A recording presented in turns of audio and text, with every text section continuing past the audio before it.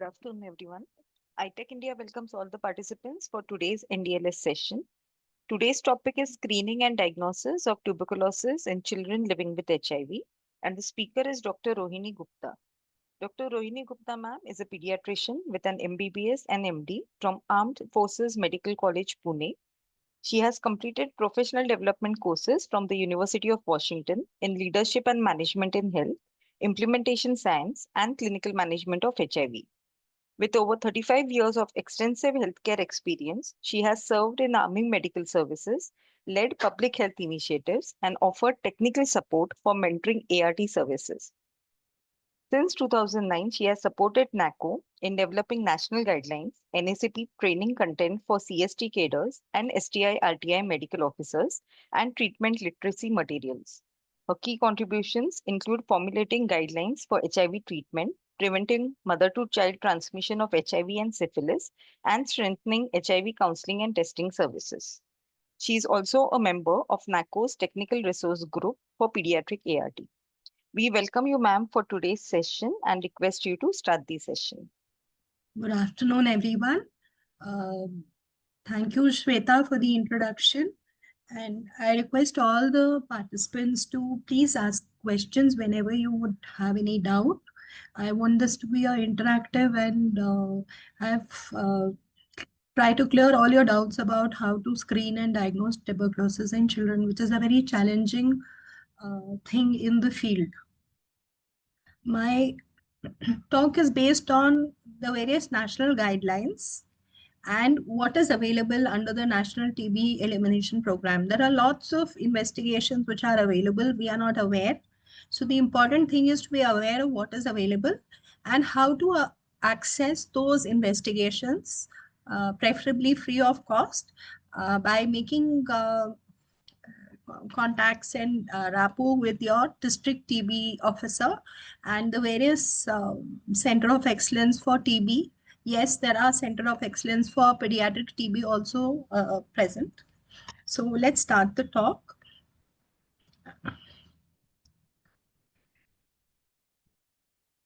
My session objectives are to discuss and understand firstly what is the status of childhood TB as per India TB report 2024 and to understand what are the gaps and are we going to be able to achieve end TB by 2025, that is this year. Screening for TB in children living with HIV, and hence I'll be speaking it as CLHIV. Diagnostic algorithm for TB and CLHIV. What are the challenges faced while diagnosing TB in children, which is what you all face at the field level? And what are the diagnoses of different types of tuberculosis in children living with HIV? This would be a case scenario-based discussion. So the NTB targets in India, the globally it's supposed to be achieved by 2030, but India was very ambitious and said we would be achieving the NTB targets by 2025. So what are the NTB targets? Basically, the NTB targets are three. 80% reduction in the TB incidence with the baseline from 2015.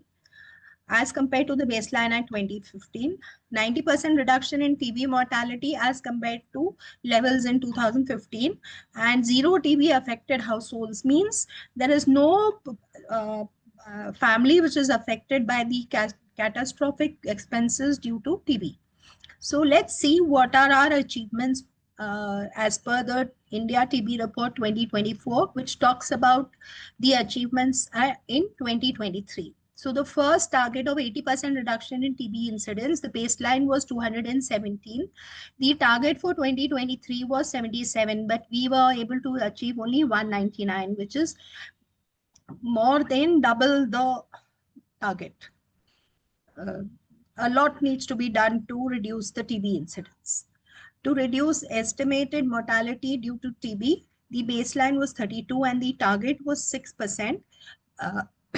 What has been achieved by 2023 is just 23%. To ensure that no family should suffer from catastrophic costs due to TB was 35% in 35% of the families did suffer due to the various costs of TB treatment and access TB services. And the target was to reduce it to 0%, but we do not have any data on this. So this also data collection needs to be put in place. The next slide is to tell you about childhood tuberculosis. So Excuse me, WHO ma'am. information sheet. I'm not audible. You're audible, ma'am. Can we quickly run the pre-test first? Okay. Yeah, yeah, thank you, ma'am. Kiran sir, can we have the e-poll? Thank you. Requesting all the participants to please attempt the pre-test. There are 4 questions in all. Please scroll through the questions and click on the answer of your choice.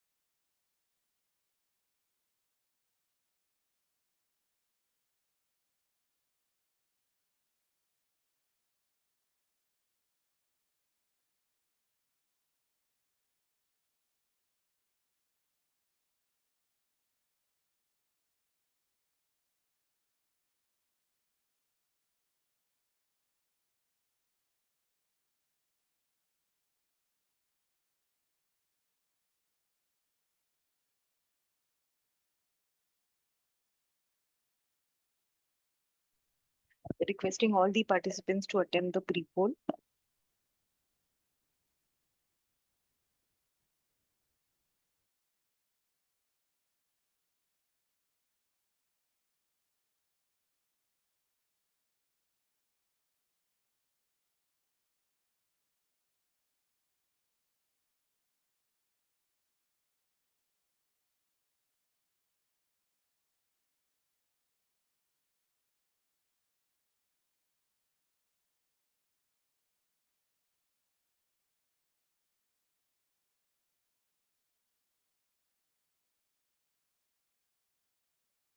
We'll wait for another minute.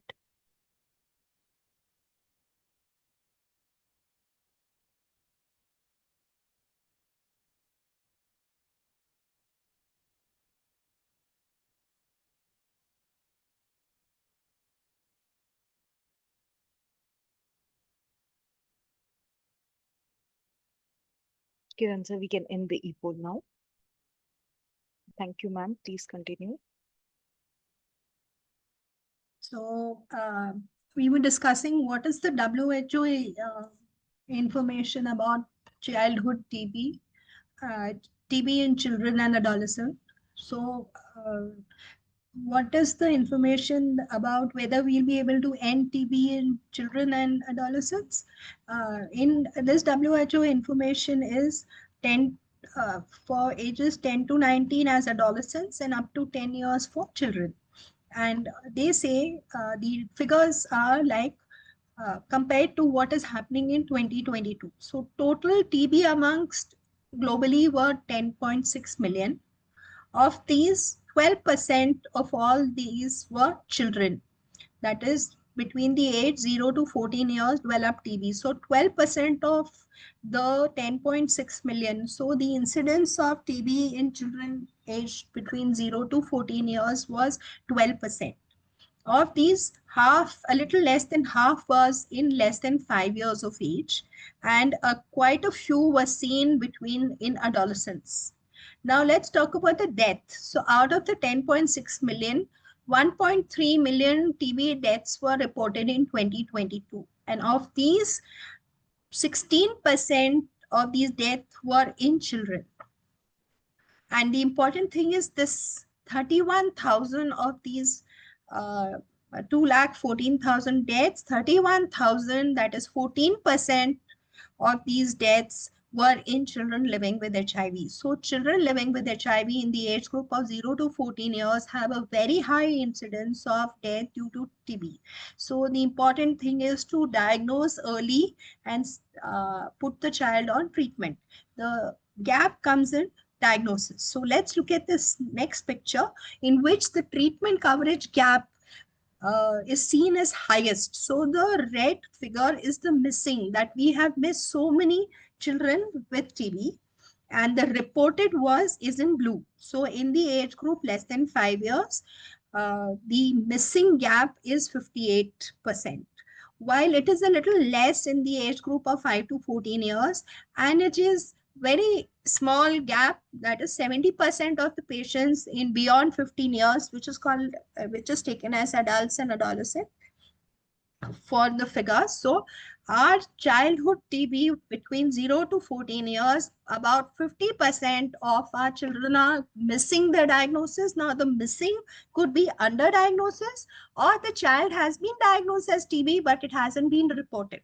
So looking at all these figures, National TB Elimination NTEP decided that, so the end thing is there's a huge detection gap, especially under 5 year age group.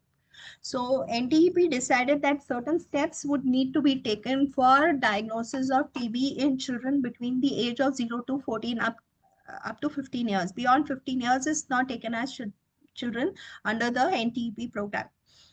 The few steps which were taken was they liaised with Indian Academy of Pediatrics, and all private practitioners, pediatricians were to notify any child they put on TB, and this information was to be sent monthly to the district TB officer. Secondly, all TB deaths in hospitals in children were to be notified specifically to the district TB officer. Third, they set up, because there's a problem, challenges in diagnosis of TB in children, they set up or plan to set up two national level uh, center of excellence for pediatric TB and four regional center of excellence for pediatric TB. The national one is in Kalavati Saran Children's Hospital in Lady Harding Medical College, and there is one in NITRD, which is in Delhi itself, which is the Center of Excellence for Drug Resistance Tuberculosis in Children. Pediatric DRTB Center of Excellence is in also in Delhi in NITRD. National National Institute of TB and TB, respiratory and allied diseases.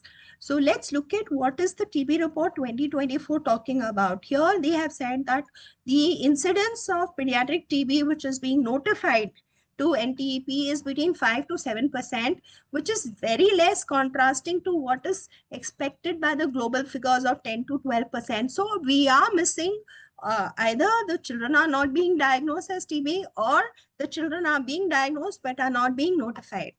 The pediatric TB notification in 2023 between 0 to 14 years of age was 1.5 lakh pediatric TB patients.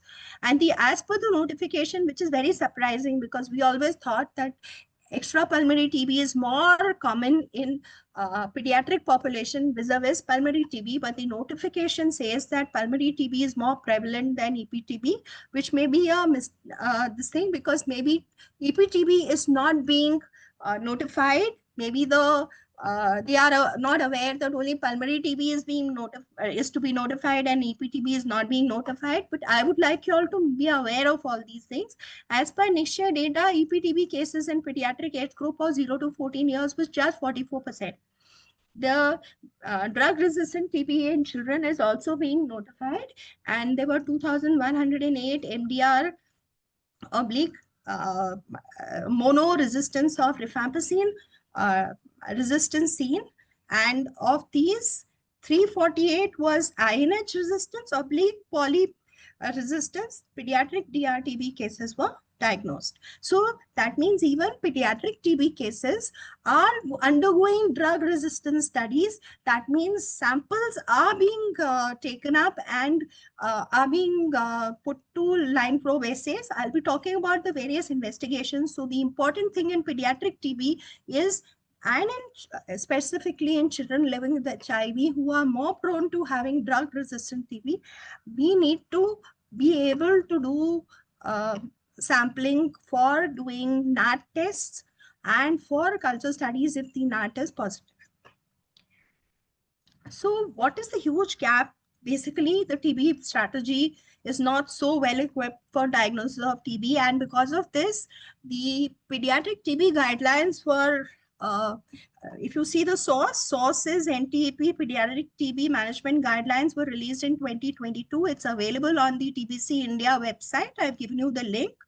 This is basically to address the various gaps which were there, because of which doctors were not able to diagnose TB among children, because they found that the program was organized in adult case, keeping adults in mind. Childhood TB often needs to be refit into what is already taken for granted in adults, and there's a lot of difference in the disease pattern which are seen uh, radiologically in the X-ray and in the bacteriology. So radiology is X-ray, especially in children living with HIV, because of HIV-related conditions, though, like pneumonia and bronchiectasis, differentiating it from tuberculosis and bronchiectasis becomes a little difficult. This is where the other investigations are required. Special investigation will help you by doing a bronchoscopy and getting samples, or doing an induced sputum and taking samples, will help in whether we can differentiate between it's a pneumonia, LIP, or bronchiectasis, or it's TB. HIV infected patients are more this thing can get active TB by sputum culture, but problem, this can be with a normal X-ray chest. So remember, even if the X-ray chest is normal, and the child can be put to having a induced sputum to get the sputum sample. So this is very important, that in HIV infected patients with active TB proven on sputum culture can have seemingly normal chest X-rays. Instead, in such scenarios, wherever affording, they have done CT scans, and they have in the CT they have been able to get lesions, though X-ray chest may be seemingly normal.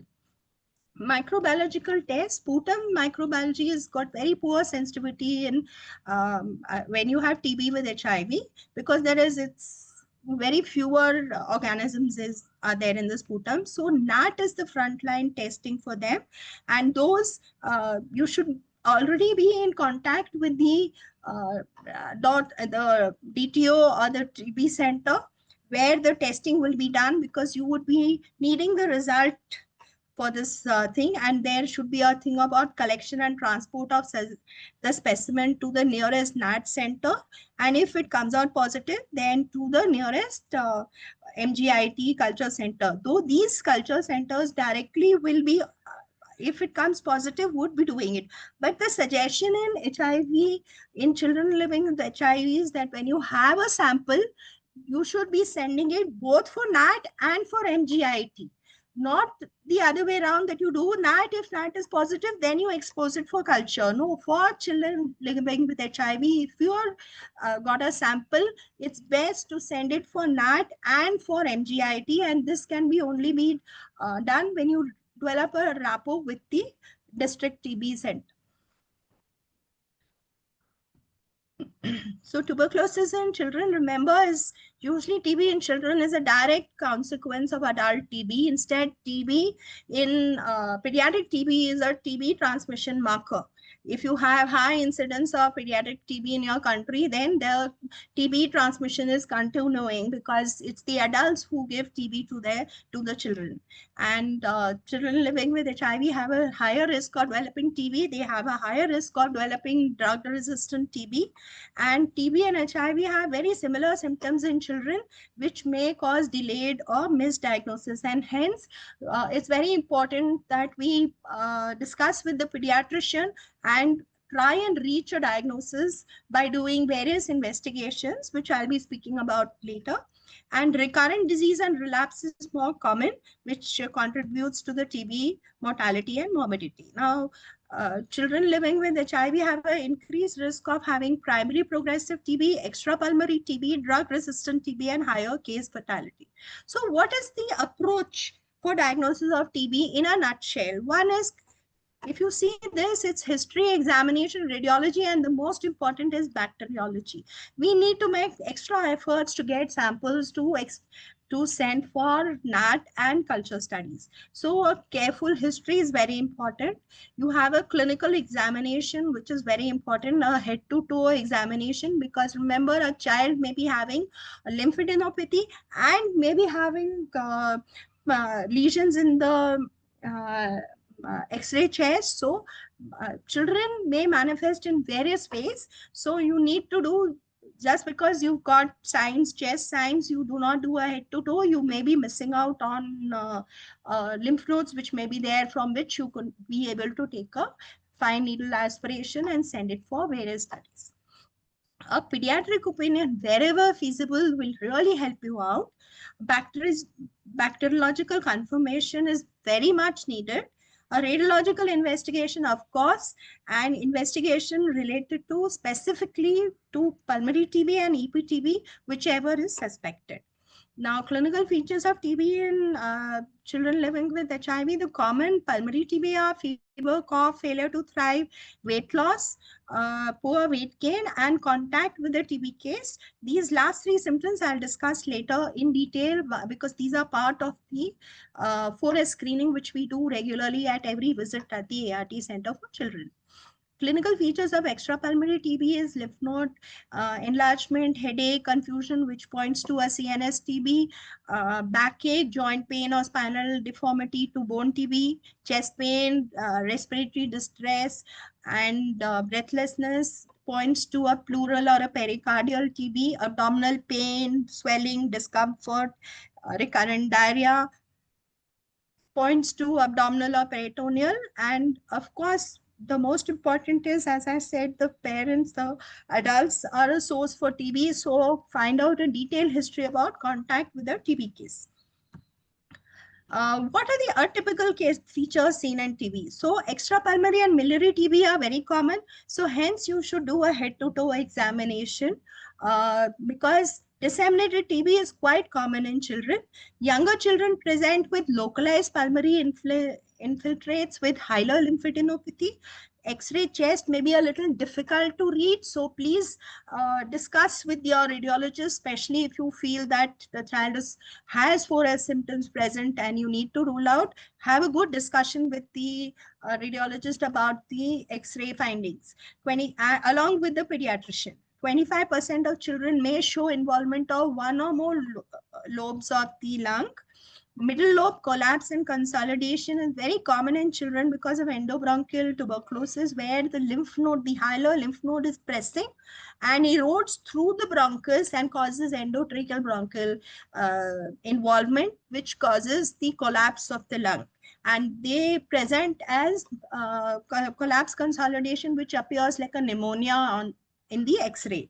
Older children and adolescents may present with cavitary tuberculosis, and there you would be able to get a sputum sample. So everybody knows, who has worked in, that we have the 4 symptom screening, which is called 4S, is 4 symptom screening for TB. And these 4 symptoms are fever, poor weight gain, current cough, contact with TB case. So let's just revise the definitions for each of these symptoms. So fever of any duration, you do not, even 1 day of fever would be a 4S positive symptom. Current cough. Current cough means at present the child is having cough. That is a 4S symptom. Poor weight gain is defined as either weight loss or poor weight gain. Both come under poor weight gain. So weight loss means loss of more than 5% body weight as compared to the highest weight recorded in last 3 months. And poor weight gain is that there has been no weight gain in the last 3 months. So it's a very specific symptom. It is not as per the question which has been asked by the parents are going to say, okay, the child is not thriving. But specifically to make it as a 4S symptom, the medical officer needs to again take a detailed history about what is the percentage of weight loss, if there is, by looking at the white card. So the second thing is that we need to document weights of all children coming to the center by seeing what has been the thing. It is not that once in 6 months the weight is taken. At every visit to the ART center, the weight needs to be documented. Contact with a TB case is contact with a person with any form of active TB within last 2 years. Now, if you ask the parents, TB हुआ है किसी को घर में, they would say हाँ दादी को हुआ था. कब हुआ था? दादी को गुजरे हुए 10 साल हो गए. The child is 4 years of age. So very specific questions need to be asked about the contact with the TB case. In this scenario, which I mentioned, is not a contact with TB case, as the grandmother had suffered and the child was not even born during that time. So you have to ask very specifically whether in the last 2 years the child has been in contact with somebody who's had active TB and has been taking ATT. So what is the flow chart for 4S screening of TB for TB in CLHIV at the ART center? So all CLHIV should be screened for 4S symptoms, which we've already defined. If all 4 symptoms are absent, the child is considered 4S negative. It's very important to document 4S negative in the green book and in the white card. If one or more symptoms are present, the child is 4S positive and is called a presumptive TB case. And all children living with HIV who are presumptive TB cases need to be evaluated by the medical officer further. Now, case scenario, let's go through a case scenario where Master A is a 4-year-old CLHIV who presented with cough and fever last 1 month. The mother has completed treatment for pulmonary TB 1 year ago. Her sputum reports are not available at present, but they have been requested to bring the DTO, the TB card with them. On examination, the child is 13 kgs, height is 95 centimeters, oral candidiasis is present, cervical lymphadenopathy is there, liver is 3 centimeters, spleen is 1 centimeter, respiratory rate is fine for his age, and chest is clinically clear. Now, the first question is, what is the 4S screening in this child? Can you just put it in the chat box? Let's have some answers from participants.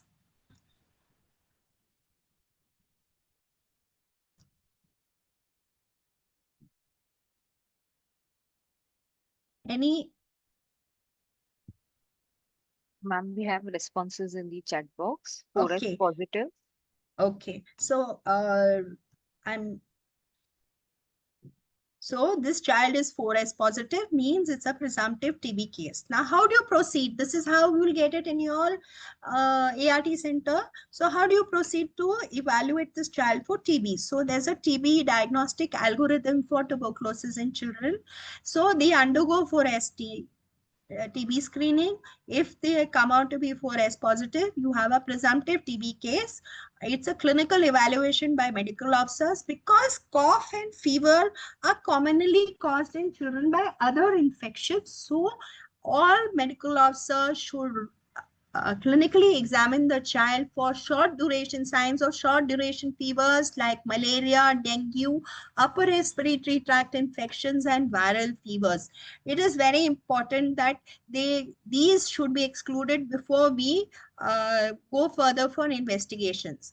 The second thing is that a throat examination and an oral cavity examination is very important because children may be having cough and fever because of a throat infection or a tonsillitis. So it is very important that a clinical evaluation by the medical officer should be done to exclude these. If any of these are present, the child still is presumptive TB, but can be given a for repeat follow-up after 5 days if you are thinking of this, and further investigations for all these short duration fevers must be done.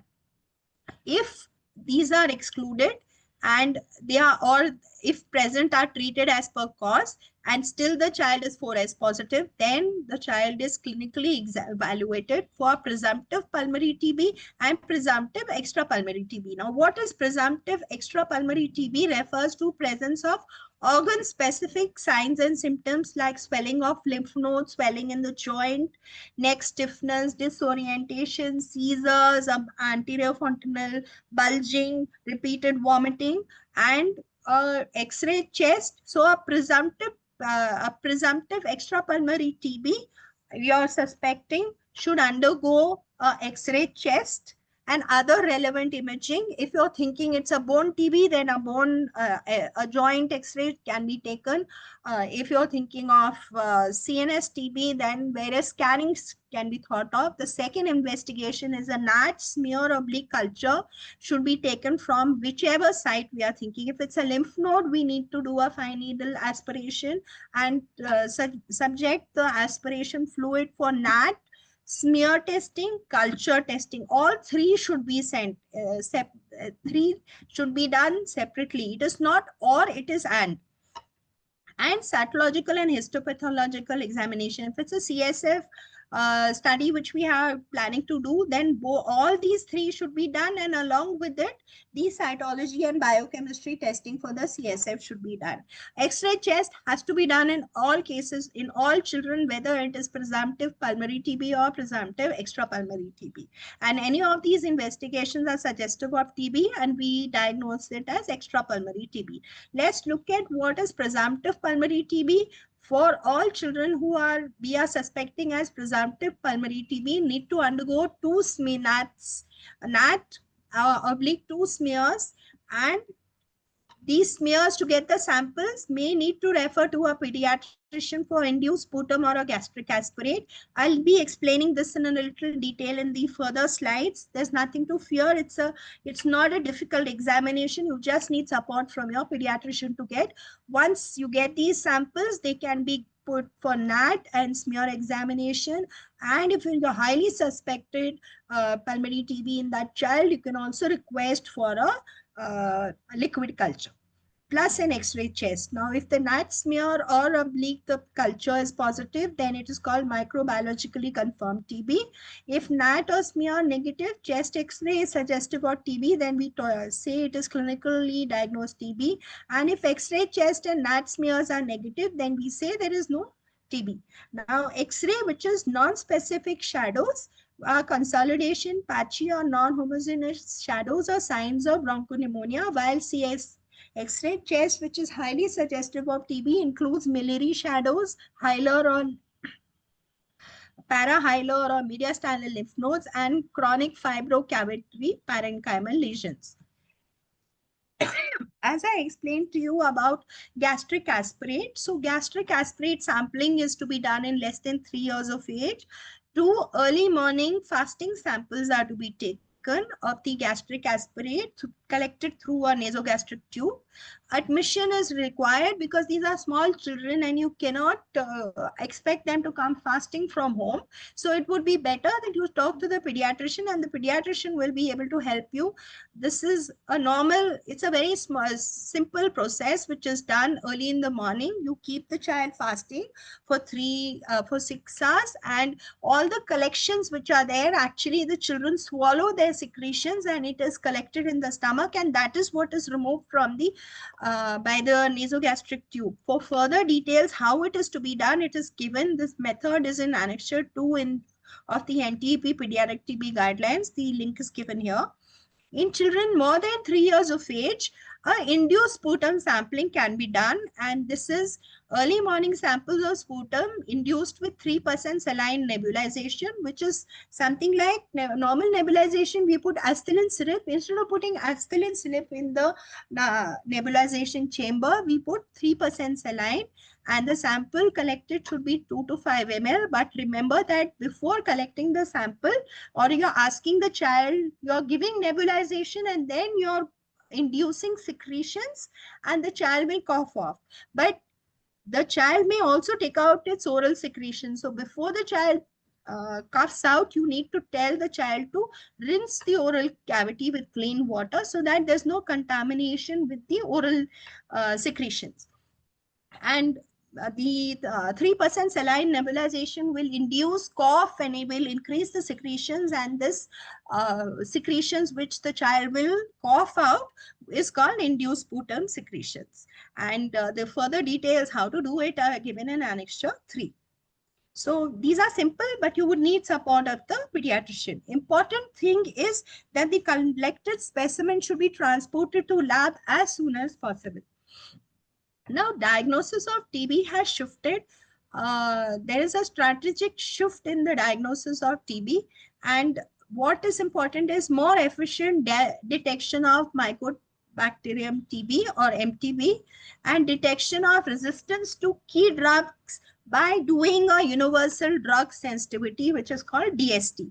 So all samples should be sent for detection of MTP, and if MTP is detected, then immediately they should be put up for universal drug sensitivity. Now, the older definition was that we just look for the DST against like drug sensitivity testing for rifampicin, but the current definition of universal DST is that all samples which are detected to have MTP by NAT or by smear should at least undergo rifampicin, and further DST for at least the fluoroquinolones in among those who are detected as rifampicin resistant. So we are not only restricting by doing drug studies, sensitivity studies for rifampicin, but if you find it's rifampicin resistance, further studies would need to be done to look for drug sensitivity against the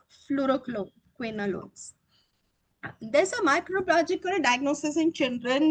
Everybody says very difficult, but all hurdles have solutions. So children do not bring out sputum, they swallow the sputum. So if they do that, then why don't you do gastric aspirate or induce sputum? Gastric aspirate in less than 3 years. More than 3 years is you stimulate the secretions by giving nebulization with 3% hypertonic saline and ask the child to cough out. It will induce a cough reflex and the child will bring out the secretions. Pediatric TB is a possibacillary poor yield on smear. Use molecular tests which are available. Cultures take a long time to grow, but we have liquid cultures. So I'll just talk about all these tests which are now available. So pulmonary TB sampling methods, either the child brings out the sputum. If the child is not able to bring out the sputum, usually children more than 7 to 8 years will be able to bring out the sputum. Most of them below 8 years would be swallowing the sputum. So what do? We either take gastric aspirates in children less than 3 years of age, and beyond 3 years, we induce sputum with the help of support of a pediatrician. Now, if the child has X-ray findings where it's a consolidation or evidence of an endobronchial TB or an endobronchial TB causing a collapse consolidation, it's preferable that you liaise with your pediatrician for a bronchoscopy and send the bronchoalveolar lavage for various testings. Or you can also do a new test, which is endobronchial ultrasound and ultrasound based FNAC or tissue biopsies, depending on where its involvement. This can be done after you're doing a CT scan or specialized imaging.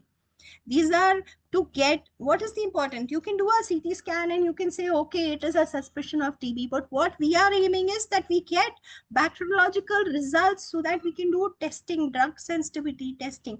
And that is where the shift has happened. That is, we need to prove that MTB is there in the secretions, and then those secretions are put for culture sensitivity. So the way to get samples in places where these may be negative, but X-ray or CT scan shows evidence of suspicious TB, we need to go further one step ahead and try and get these specialized investigations so that we will be able to come to know whether the child has got drug sensitive TB or drug resistant TB, and we have cultured results available.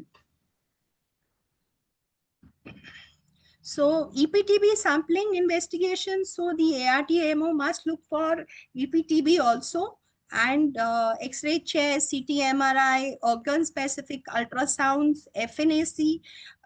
If you tie up with your radiologist, you may be able to do ultrasound-based FNACs also, along with the support of the pediatrician. So we need to just step out of our comfort zone and explore other investigations by liaising between the radiological specialist and the pediatrician.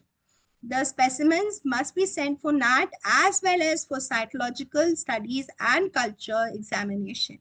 Now, sensitivity of NAT. So for extrapulmonary TB, there is a lot of this thing. Why send this?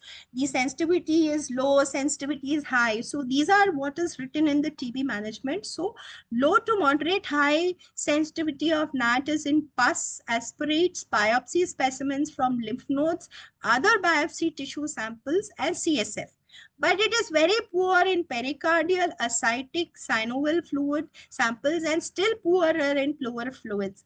Agreed, it is poorer, but please do send them, send the NAT for testing in all these fluids also, even though the sensitivity is poor, but make an effort to send it for NAT. And if you're suspecting it to be TB, very high in the thing, then you can also send it for culture and cytological testing. But a positive result by culture or on NAT provides us very useful confirmation and will give us an idea about the drug sensitivity, which is very important for us to know. Negative cultures or negative NAT does not rule out TB. We must remember this. So once you get a negative, the child may still be having, and you will be calling this child to have clinical uh, TB, whether it is clinical EPTB. So various NTP approved rapid diagnostic tests are available. What we must remember is that once CLHIV is diagnosed with is diagnosed as DRTB, where the NAT is RIF resistance or mono H resistance on CB-NAT or TrueNAT, or mono H resistance is on LPA, the child needs to be referred to a district TB officer.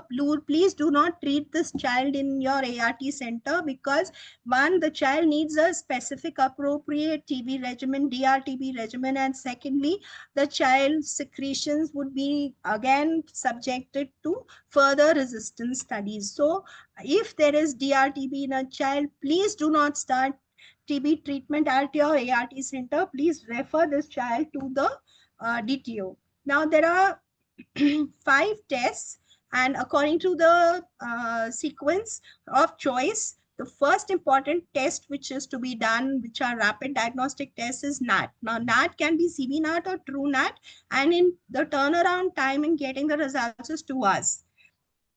If the smear is positive, all smear positive, so any sample you send for NAT is also subjected, that sample is also subjected to AFP staining. If the AFP staining comes positive, automatically that specimen will be put on first line probe assays to know the drug sensitivity testing, and this result comes within 72 hours.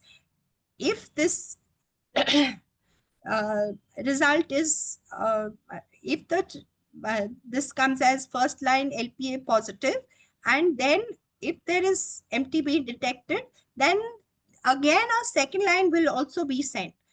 Liquid cultures by MGIT, I'll be explaining to you, can be done, the results come out between 2 to 4 weeks.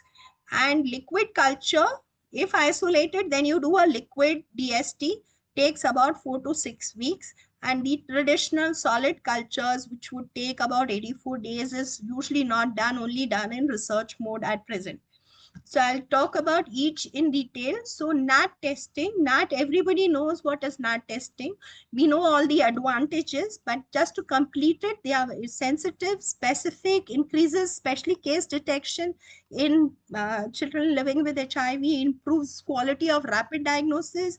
We also get a result of the rifampicin resistance, and you don't need too many things. It's a very simple machine. Within 2 hours you get the report. The only thing is that you must license that it should reach, the sample should reach during the working hours of that NAT center. So you need to build a rapport with your NAT center and the supervisor, TB supervisor who's there in your area, so that the sample is accepted and you are sending the sample in the requisite timing. Otherwise, that sample which you have with very difficult way collected the sample from a child gets discarded because it doesn't reach during the specific hours. And if you're sending it late, then you need to contact the person that please don't throw away this difficult the sample which was collected with so much of difficulty. The important thing to know is that a negative NAT test does not rule out TB. Now, what is line probe assay? In simple words, if a sample is sent for NAT testing, along with NAT testing, the AFP staining is also done simultaneously.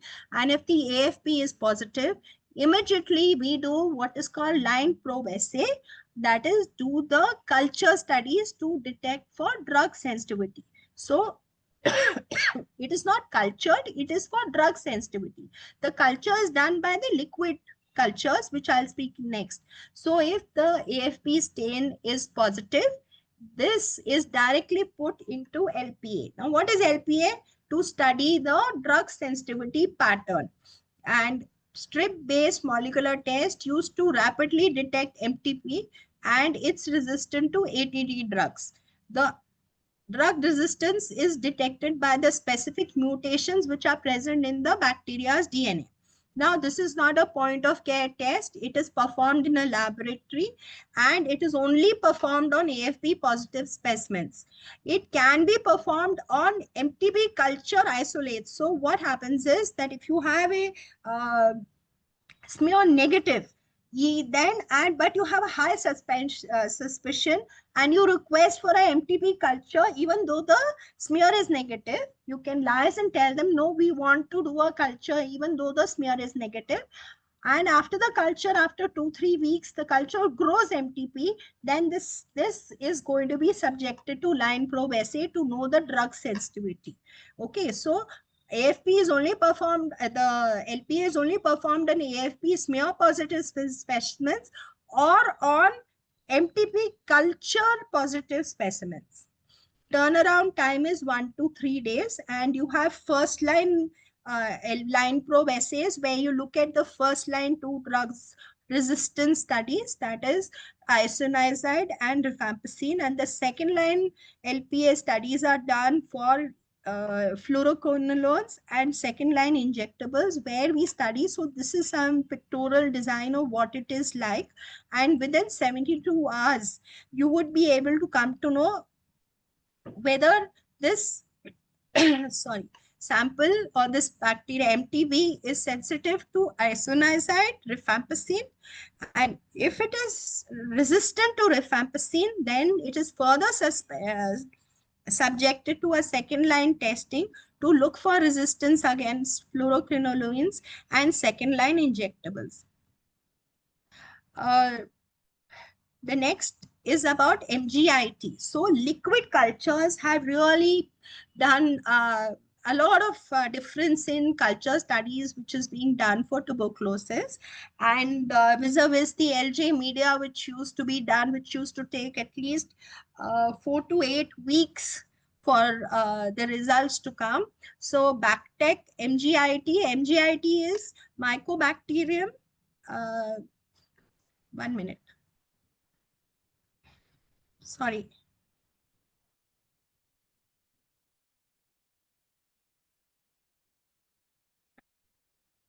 How do I go back to the presentation?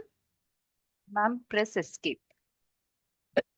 Sorry, it's not coming like that. So I'll stop sharing and I'll share Okay, again. okay.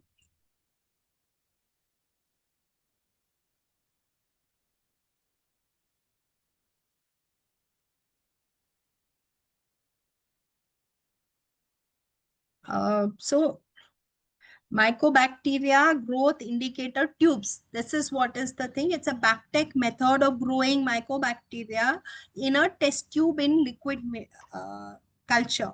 And in that culture, once it grows, you will immediately come to know what is the susceptibility testing. Now, what you do is you use MGIT tubes, which is called a broth liquid and a fluorescent sensor. Okay, when the mycobacterium grow in the tube, they consume oxygen.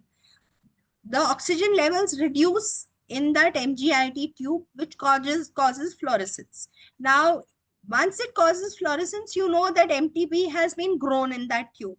the intensity of fluorescence is directly proportional to the extent of oxygen depletion.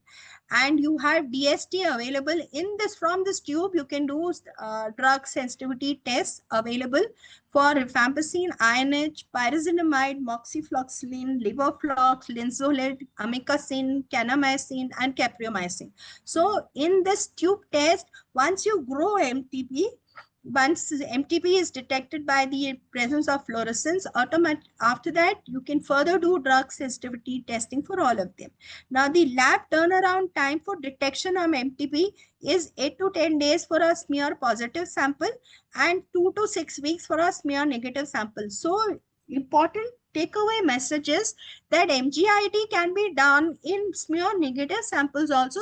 If you have a very high suspicion of TB in that clinic, TB in that patient, please reach out to your DTO and do send the MGIT sample for sample for culture by MGIT, because it's also done. Only thing is it will take a little longer for smear negative samples.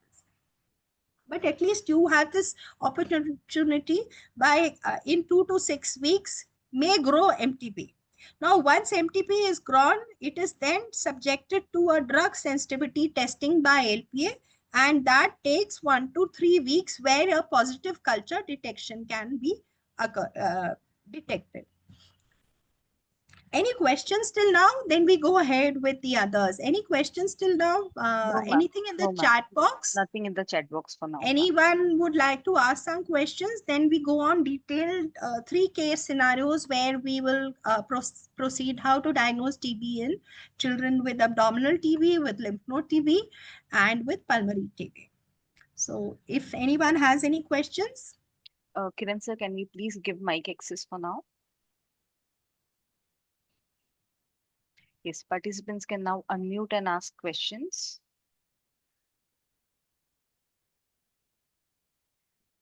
Ma'am, we have one in the chat box. What does it mean by poor weight gain?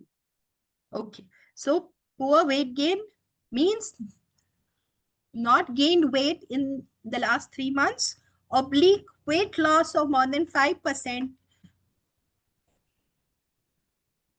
in the last 3 months. So I'll go back to my definition again, just to revise again. Maybe they joined late.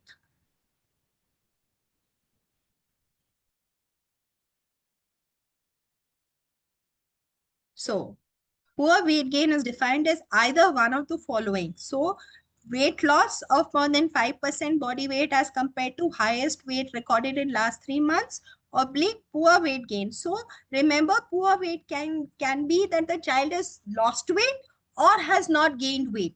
In children, that is the definition of poor weight gain. So it includes either weight loss of more than 5% body weight as compared to highest weight recorded in last 3 months, or a poor weight gain or no weight gain in the last 3 months.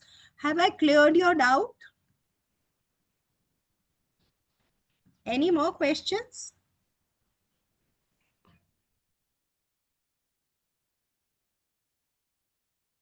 Yes, ma'am. How induced sputum is done? So I've explained to you that you can look at this. Just a minute. So this is this guideline which I've given you, Annexure 3, the stepwise process of doing induced sputum is given in this Annexure 3. Otherwise, what actually you do is that you nebulize the child with hypertonic saline, 3% saline. In that same nebulization machine where you give acetylene, instead of putting acetylene, you put 3% hypertonic saline. With that, the secretions are stimulated and induces a sputum, the secretions. And then after that, after rinsing the mouth, the child is asked to cough into a clean container. And that is what is collected in it is a induced sputum sample. If you want to know details step, then please refer to this Annexure 3 in the NTAP Pediatric TP Management Guidelines 2022. Any more questions? Madam, that was my question actually. I am senior MO from Bhubaneswar Medical, Bhubaneswar Health Center, Odisha. Okay. That induced Please. question was from my side. And Okay. my question is, you told it is hypotonic, the hypertonic. Hyper. I said Hyper. hypertonic, Sir. not Okay. hyper. 3%. I won't even say this. 3% saline, which is hypertonic saline. Oh, there was hyponatremia there. Hyponatremia there. See, please look at the thing. So you would be needing support from your pediatrician to get the sample. That's the best way to go about it. And if you want details, each step wise, how to make the child sit, what to be put in the chamber, how much time you need to nebulize, all these steps are given in this reference. Okay. Anything else? Any more Ma'am, there's a questions? question. What is the fifth test? The four tests are NAT, LPA, LPA, DST, MGIT. The fifth test. Yeah, the fifth test is solid culture and DST. What was the LGA medium which used to be used? The solid medium of LGA medium on which the sample would be put, and it takes about 4 weeks to 8 weeks for the turnaround time to show for things. This is the oldest method which was used. That is called solid culture. You're Any more? talking about liquid culture isolation. Fifth test, right? Yes, ma'am. So this is the LG medium, which was originally in the past was always used, and the result used to come after the child or the patient had finished the continuation, had gone into continuation phase. Okay. Any more Requesting questions?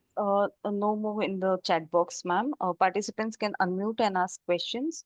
Requesting participants not to leave the session. We still have three case studies Another to be 10 minutes. discussed. Yeah, another 10 minutes. Please cooperate. I hope Yeah, it's a that's very fine, ma'am. it's very important to understand how to diagnose. Yeah, ma'am, uh, we'll continue. okay, so case scenario 2, let's see. So a 3-year-old, or my flow charts for TB evaluation have been taken from the standard treatment workflows for pediatric TB, pediatric and extrapulmonary tuberculosis, which is an ICMR and NTP. Both have made this flow chart, and it's very well explained. So it's very easy. Use this as a reference material for whenever you are stuck about diagnosing TB in children, and take help of your radiologist and your pediatrician, and of course the radiologist if you're going to be doing ultrasound based FNACs or other specialized investigations to get a sample. So this is the basis of my next 3 case scenarios. So we have a 3-year-old child who came with who's just been diagnosed HIV positive, has history of cough and low grade fever since 3 months. This is the X-ray. Okay, so what is the X-ray finding? The X-ray finding shows a right-sided hilar lymph node and a collapse consolidation. So probably the lymph node is pressing on the bronchus, and because of that, the collapse consolidation has occurred, or maybe the child may have aspirated something and that is caused. Most likely it could be TB, but in a child who's 3 years old, who's immunocompromised with a CD4% or 14%, maybe it could be a bacterial pneumonia also. But our process is how to proceed to exclude TB in this, or diagnose, evaluate this case and see whether it is tuberculosis, and how do we proceed ahead. So is this child a presumptive TB case? Let's hear some answers. So the child has fever and has cough. So yes, 4S positive, presumptive TB case. How do we proceed ahead? So first test where we've done an X-ray. Now the X-ray could be X-ray suggestive of TB, X-ray having non-specific shadows, X-ray showing blunting or CPM angle which shows pleural effusion, or an X-ray can be normal. So let's look at what is X-ray suggestive. So what is X-ray findings which are TB suggestive are hilar lymph nodes, paratracheal lymph nodes, signs of endobronchial TB where you may have a collapse consolidation because the lymph node is pressing on the bronchus or eroded into the bronchus and blocked the bronchus, so that lobe where that bronchus is going has collapsed, and in that there is uh, a pneumonia which has occurred, or a fibrocavitary disease which is seen in adolescents more in elder children, and or a miliary pattern which may be there in smaller children. So these are suggestive of TB. Now, if you have an X-ray which is suggestive of TB, you do a sputum or a gastric aspirate or an induced sputum for NAT. Okay, you must tell them that we are sending this sample for NAT. Now, if it is MTB positive, we say it is microbiologically confirmed TB. If it is rifa resistance, refer to DTO for DRTB. If it is river resistance negative, then we need to give first line ATT, which can be started in this child in your ART center itself. Okay. Now, if the MTB is negative, but the X-ray is suggestive of TB, then what more can we see? What more we can do? We look for lymph nodes. That's why I said, though even the child has got X-ray suggestive findings, you need to do a head-to-toe examination. Maybe the child has an axillary lymph node or matted lymph node where you can do a FNAC. So look for significantly enlarged peripheral lymph nodes, do a lymph node aspirate for MTB, repeat NAT with a good sample, or alternatively in this child, if the child you cannot get a sputum or the IS is different, you can do a BAL because it's a collapse consolidation. The bronchoscopy process will get a very good BAL sample, and you can send it both for NAT and for culture. MGIT along with this both can be sent, and you can have a discussion with the pediatrician and see what more can be done. The higher center, which they say, is where you can have facilities to do a bronchoscopy so that the samples. So now bronchoscopy is an outpatient department. So the child can go for bronchoscopy, the samples can be sent, and the same day in the evening, the child can go home. So you don't need to admit. Just a half day admission is required when the bronchoscopy is to be done. The advantage of that bronchoscopy is that we would be getting a sample which can be sent for NAT and for culture studies. If the MTB is positive, then we talk about microbiologically confirmed rifa resistance sent to DRTB center, to the DTO. If rifa negative, you can start ATT in your own ART center. Okay. Now, if MTP, besides these FNACs and this thing and the sputum all are negative, then and you are not able to diagnose it, but you still have ruled out a bacterial pneumonia by giving a course of antibiotics and the child has improved, not improved, then you can say it is clinically diagnosed probable TB case, and this you would be needing support from your pediatrician. Okay, if this X-ray chest has non-specific shadows, what is non-specific shadows? Means effusion, consolidation, bronchopneumonia, patchy shadows, viral pneumonia kind of a picture, then give antibiotics. The antibiotics of choice are amoxiclav or amoxicillin. Avoid quinolones, avoid linezolid. Okay, and skip if already have. If this child has already been given a course of antibiotics, then you may skip the thing and do it. But if the child has not been given a course of antibiotic, give a course of antibiotics for 10 days to 14 days, and thereafter repeat the X-ray to see. If after giving the course of antibiotics the shadows persist, then we need to try and get a sputum or a gastric aspirate or an induced sputum sample and then follow this chart. Meanwhile, if along with this you look for any lymph nodes are there, so hand in hand everything should be done. That is why a head-to-toe examination is very important. If the CP angle is blunted, then there's a pleural effusion. Then you must send the pleural fluid for NAT, for cytology, for biochemistry. Along with this, you should also send sputum or gastric aspirate or induced sputum for NAT for MTB. If MTB is positive, then you have a microbiologically confirmed TB case. If MTB is negative, then and you have a straw colored exudated effusion. Straw colored pleural effusion is kind of clinical diagnosis of tuberculosis. Then even though the MTP is negative, send the sample for culture, which is very important. Though the smear is negative, MGIT can be done on this, and you do a clinical diagnosis of probable TB case along with support from your pediatrician. Now, if the child's X-ray is normal, but you're having symptoms of pulmonary TB, Then sorry, the child is still having cough and fever, but the x-ray is normal. You need to check for EPTB. You may need to do other further CECT, chest or other investigations. You can do an ultrasound, abdomen, and preferably take an opinion of a pediatrician, especially if you're suspecting TB, because the child has got cough and fever, but the x-ray is normal. In children, you may have normal x-rays. So hence doing CECT chest would be of helpful, and for this your pediatrician can support you. Case scenario 3, a 2-year-old newly diagnosed HIV positive child has been brought with history of diarrhea and fever off and on since 2 months and failure to thrive since 2 months. The child is conscious, weight is 6 kg, signs of severe malnutrition present, lethargic, not able to stand with support, oral thrush is there, some dehydration is there, generalized lymphadenopathy is there, hepatosplenomegaly was present. So does this child need hospitalization? Anybody? Any question, answers in the chat box?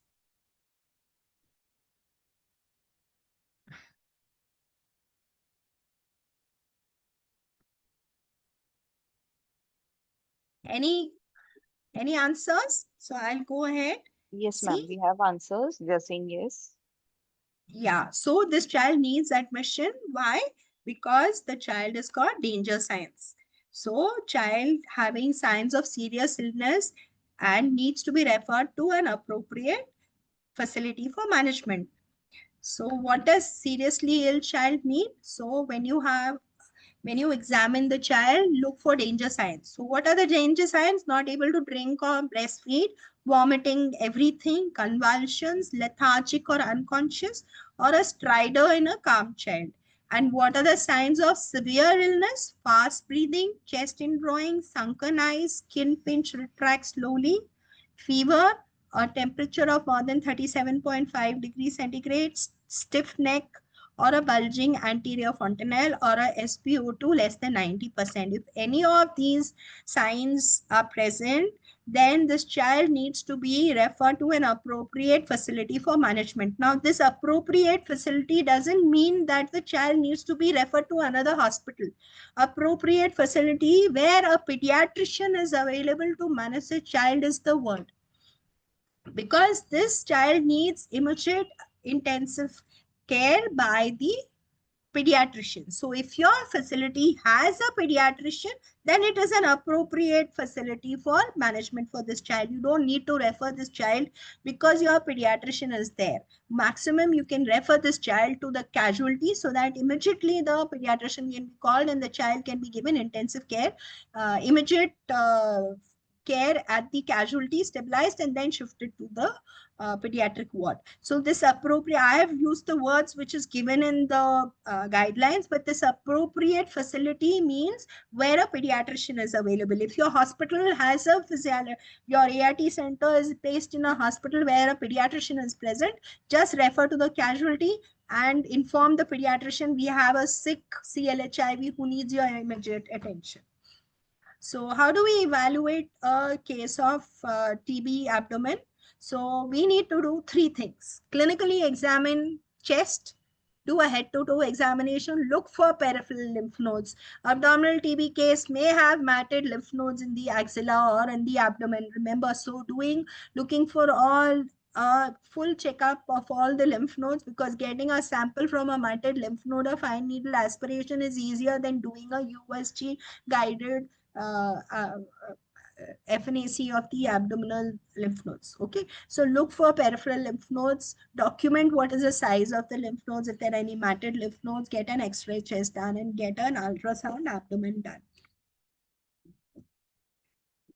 If the ultrasound abdomen is suggestive of TB and the X-ray is abnormal, please, if the X-ray is abnormal, do sputum, gastric aspirate, induce sputum for NAT and TB culture. If peripheral lymph nodes are present, please do FNAC, send it for NAT, send it for TB culture, send it for cytopathology. Please send it. If you're having matted lymph nodes, just doing NAT is not enough. You need to do the aspiration and send it for 3 investigations. NAT, culture, MGIT, and cytopathology. You can take help from your a district TB officer regarding the NAT and TB culture. Cytopathology can be done in your own hospital. Based on the result, if it is positive, start treatment. Sorry, if no peripheral lymph nodes are there and X-ray is normal, then you look at the ultrasound report. If there's ascites, please do a ascitic fluid aspiration, send it for cytology, proteins, sugars, send it for, even though the sensitivity of NAT in ascitic fluid is poor, please send it. There's no harm in sending it, even though it is poor. If there's a lymph node or a abdominal mass, preferably request a USG guided FNAC and send the aspirate for NAT, TB culture, site of pathology wherever it is possible. If the ultrasound or shows a ileocecal TB, so ileocecal TB, we can consider doing a CCT abdomen or a CT enteropathy, like do a CT scan abdomen and or contrast studies along uh, uh, with the help of your radiologist. And if possible, you can do a USG CT guided FNAC if a lesion or a good mass is seen which can be approached through a CT guided procedure. You have to get a sample. Okay.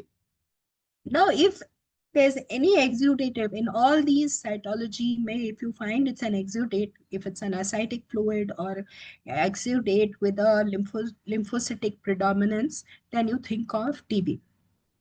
Do send for NAT and TB, even though ascitic fluid is a poor sensitivity, but still send it for NAT and also send it for MGIT. Okay, and if the cytopathology gives a thing of is MTB positive or it shows granulomas, then it is positive, then you start treatment. Now, these are the investigations which are given. So what is the importance of an ultrasound? So abdominal ultrasound more than 15 millimeters in short axis with matting or central necrosis. These are suggestive of TB. Omental or mesenteric thickening which is more than 15 millimeters with increased echogenicity. This is another suggestive of TB. Ileocecal wall thickening is again a sign of suggestive ultrasound finding for TB.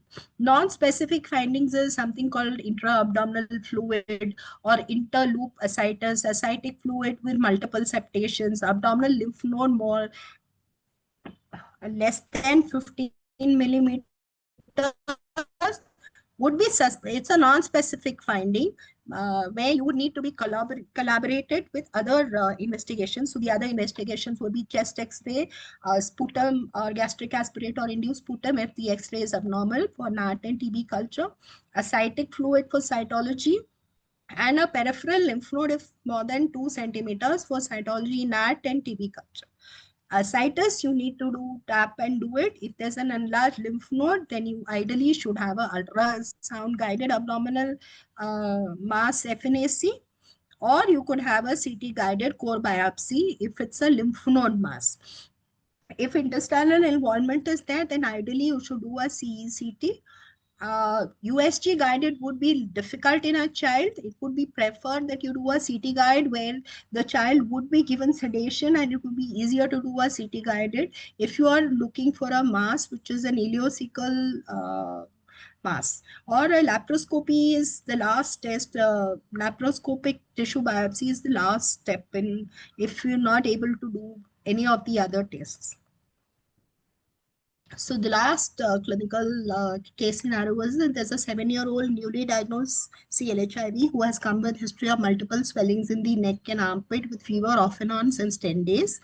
And the weight is 19 kg, height is 100 centimeters, vitals are stable, oral thrush is present. Numerous posterior cervical lymph nodes are palpable between 1.5 to 2 centimeters. A swelling of matted lymph nodes is present in the right axilla, 3 centimeters by 2 centimeters.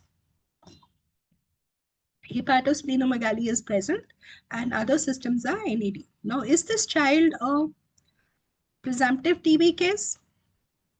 I would say yes, because the child has been having fever. So fever is one symptom. which is present. So 4S positive presumptive TB. Now, how do you evaluate a child who's having lymph nodes? So it's very important to look at all the lymph nodes. Maybe the cervical may not be there, but the axillary or the inguinal may have matted lymph nodes. So please palpate all the lymph nodes. And because the child has got hepatosplenomegaly, you must do an ultrasound also. So let's see how do we approach lymphadenopathy. So lymph nodes, one of the stage 1 WHO stage 1 of HIV clinical staging has unexplained generalized lymphadenopathy. So swelling of lymph nodes is often seen in CLHIV. What is the indication of doing a FNAC? If it's an extra inguinal lymph node more than 2 centimeters, or it's a rapidly growing lymph node, or asymmetrical lymph nodes, means the right is bigger than what is seen in the left side. If there are tender, painful lymph nodes which are not associated with a local infection, so a lymph node with a boil or an abscess is a common thing. But if you have a tender or a fluctuant lymph node, but there is no sign of any infection in the local area where that lymph node drains, then you must think of tuberculosis and do an FNAC. Matted or fluctuant lymph nodes, hilar or mediastinal lymphadenopathy on chest X-ray, significant retroperitoneal lymph nodes in ultrasound, which may be matted or may have central necrosis. Evidence of abscesses, which may be cutaneous abscesses, pulmonary abscesses, it could be splenic abscesses. Abdominal TB can manifest as splenic abscesses seen on the ultrasound. Remember to send the FNAC sample for NAT staining and AFP staining, histopathology, and if you're suspecting TB, because it's a matted lymph node, then also send it for culture, MGIT. Lymph node biopsy may be necessary sometimes for definitive diagnosis where you're suspecting matted, but the FNAC has not given you anything conclusive, then the best is to do an excision biopsy. So this is a standard flow chart. I've already talked about what are when to suspect, and this red disclaimer should be read. TB is unlikely if the lymph nodes are smaller than 2 centimeters and are persisting for a long time, months to year, without any systemic symptoms. So the importance is not a simple lymph node, but a lymph node with those unusual findings, these, or a lymph node with systemic symptoms. The investigations which are essential is to do a lymph node aspiration, send it for NAT, also send it for MGIT culture if your patient is at a risk of DRTB.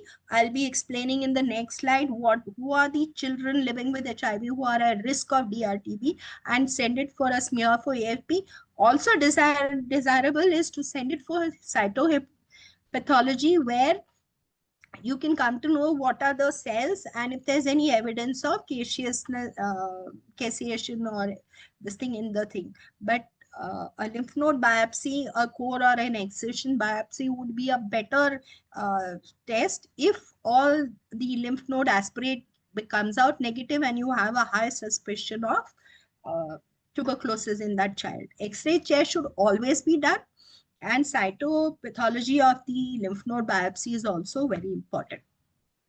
So this is basically a flow chart of whatever I've explained to you. So if you have a peripheral lymph node more than 2 centimeters in one or more sites, you do an X-ray chest.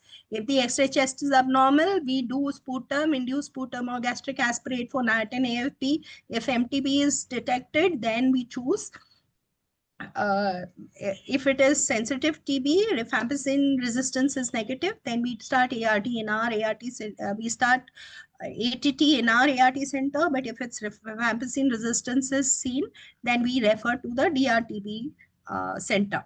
Now, if the matted lymph node is there, or a cold abscess or a sinus is there, then we do an aspirate of pus from the sinus or from the lymph node. And if there's no pus, then we need to do a FNAC, send it for NAT, AFP smear, cytopathology, and send for MGIT also. So you have a reference when you're sending an MGIT and the DTO says, why are you sending a MGIT when the NAT is negative? You have these flow charts where you can tell them, this is a child who is HIV infection, HIV positive, and we are suspecting DRT. in this child. So please do a MGIT. So there are lots of situations where the NAT is negative and you're still requesting for a MGIT. You have a reference here, guidelines where you can show them that yes, it's written here that we can ask for an MGIT. And depending on whether AFP is present or not. Now, if AFP is negative or the NAT is negative, you can still make this as a clinical diagnosis by taking help from your uh, pediatrician, and based on the ultrasound findings of splenic abscesses or another abscess where a FNAC is not possible, you can put this child as clinical diagnosis of abdominal TB. But for that, you would need a good discussion with your pediatrician, and wherever possible, it's important to get a sample for either cytology and AFP staining or NAT staining, and if you can get possibly a MGIT uh, testing culture. The matted lymph node, there is no matted lymph node or a cold abscess, but you have a lymph node which is more than 2 centimeters, then you give a course of antibiotics, amoxicillin or amoxiclav are recommended. Don't give linezolid, don't give quinolones. Give it for 2 weeks, ask again. If there's no response, then you send for FNAC. If the FNAC is negative and the lymph node still persists, then you can do a excision or a core biopsy, and depending on what is the results, you can go proceed further. What are the criteria for diagnosis of DRTB in children? So, yes, children living with HIV who have signs and symptoms of active TB disease are already, so children living with HIV are actually high risk for DRTB. Remember that. So those who have signs and symptoms of active TB disease, also those who are in close contact with a known case of drug-resistant TB, close contact with a person who died while on TB. So those CLHIV who have past history of their parents dying because of TB should be taken as a probable DRTB, and you must send MGIT cultures in this of whatever sample you get. Close contact with a person who failed TB treatment, non-response of failure of first-line anti-tubercular TB regimen, or a previous treatment with second-line medications in this child, like previously treated for TB, for drug-resistant TB, and now has symptoms again of tuberculosis. These are all probable TB, drug-resistant TB cases. So this is till now. Any questions? I'm sorry, I have taken 15 minutes, 20 minutes more than what was allotted to me. Ma'am, there are no questions. Should we just show these slides for the post? You want to do the post poll, or you don't want to do the post poll and then I or think should I? we'll skip the post test for now, ma'am, due to Okay. time constraint. So the Uh, first question was all are following a general danger signs. So the only one which is not a danger sign, which is an incorrect option, is child able to drink or breastfeed well. If the child is able to drink or breastfeed well, that means the child is okay. It doesn't have signs of danger signs. Now, if 4S symptom in children, the 4S symptom, night sweats is a symptom for adults. It's not a symptom of in children. And so this was the question where we define poor weight gain. Poor weight gain is child does not gain weight over 3 months despite adequate neutral support, or there's a weight loss of more than 5% in the last 3 months. So the incorrect option is weight loss of more than 10% in 3 months. This is the wrong option. The definition of weight loss of more than 5% in the last 3 months. The last question is line probe assay cannot be performed on AFP negative samples. So line probe assay is performed only when the sample is AFP smear positive or MTP detected culture positive specimens. Line probe assays are done to find out the drug sensitivity for ATT drugs. And it will be done, it is only useful if the AFP stain sample is AFP positive, then it is put directly for line probe assay. Or if the sample is AFP negative and the AFP negative sample. So on AFP negative sample, line probe assay is never done. It's only done on a AFP positive sample. Any questions? Ma'am, we don't have questions in the chat box. We'll open up for questions and simultaneously run the feedback form also, ma'am. Okay, so these are my 4 references. I would like you all to please download these references and keep them as ready reference for yourself. And this is the HIV care guidelines. This is the app. You all must have all downloaded the app. And my last slide is, let's work together for an HIV-free generation. Thank you so much, ma'am. Any questions? Participants can now unmute and ask questions. Mic access has been given to everyone. Also requesting all participants to please attempt the feedback poll. Sorry to keep you all waiting. Just another 2 minutes. There are 5 questions in all. Please scroll through the questions and answer them. Click on the answer of your choice. Please read the last question carefully. Any questions? Please feel free to unmute.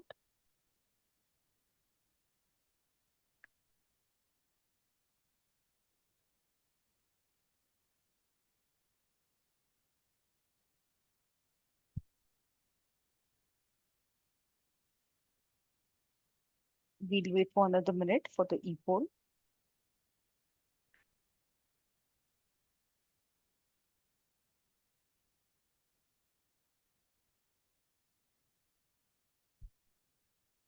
Thank you so much, ma'am, for facilitating this important session. We had been receiving quite a number of queries on HIV TB among children living with HIV.